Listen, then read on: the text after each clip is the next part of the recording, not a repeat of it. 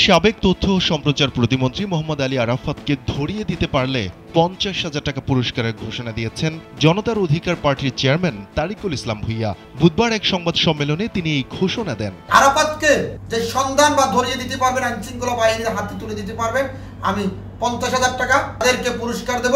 তারিকুল ইসলাম ভূঁইয়া বলেন, আমি স্বতন্ত্রভাবে নির্বাচন করেছি কারণ আমি দেশের মানুষকে দেখাতে চেয়েছিলাম আওয়ামী লীগ এক কেন্দ্রিক নির্বাচন করে, তারা সুষ্ঠু নির্বাচন করবে না। আমি ভোটের দিন সকালেই ভোট বর্জন করেছিলাম কারণ আমার উপর হামলা করা হয়েছিল। আমি তাৎক্ষণিক গণমাধ্যমের সামনে আমার ভোট প্রত্যাহারের ঘোষণা করে দেই। আরাফাতকে উদ্দেশ্য করে জনতার অধিকার পার্টির চেয়ারম্যান বলেন, তাকে আমার কাছে রোহিঙ্গা মনে হয়। ২৫০টিরও বেশি ডিজাইন অপশন নিয়ে ওয়ালটন স্মার্ট ফ্রিজ, বোঝে আপনার প্রয়োজন। তার আচার আচরণ চলাফেরা একেবারে গুন্ডা স্টাইল। তার মতো একজন মানুষকে মন্ত্রী বানানো হয়েছে, তাও আবার তথ্য প্রতিমন্ত্রী। তরিকুল ইসলাম ভূঁইয়া আরো বলেন, নির্বাচন করতে আমার যে খরচ হয়েছে এই ক্ষতিপূরণের জন্য আরাফাত এবং প্রধান নির্বাচন কমিশনারের বিরুদ্ধে ৭২ ঘন্টার মধ্যে আইনগত ব্যবস্থা নেব।